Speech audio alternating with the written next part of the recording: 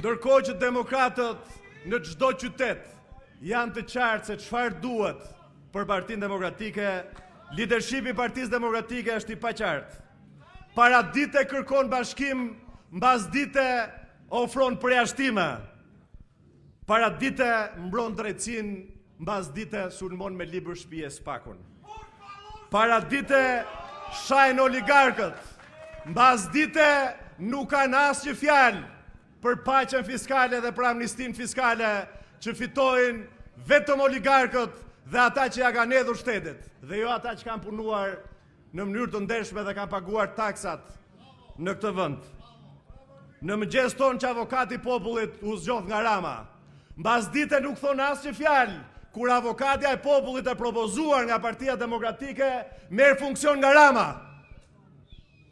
Dhe të nderuar miq, ne nuk mund të ecim me këtë paqartësi strategjike ku gjithë para diteve Partia Demokratike të thotë që Shtetet e Bashkuara do ta heqin Ramën, pastaj Ramën nuk ka heqkan dot as Shtetet e Bashkuara dhe as drejtësia.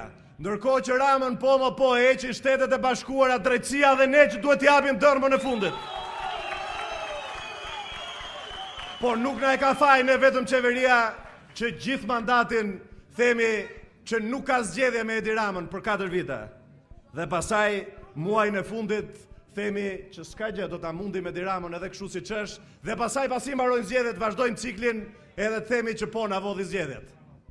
Ne, të nderuar miq, nuk mund të themi në 4 vite çdo javë, çdo herë që thrasim njerëzit protesta, do ta rrëzojmë sot Edi Ramën dhe pasaj të bëjmë vetëm turizëm protestash bulevardi që nuk i shërbejnë opozitës, që nuk i shërbejnë Partisë Demokratike.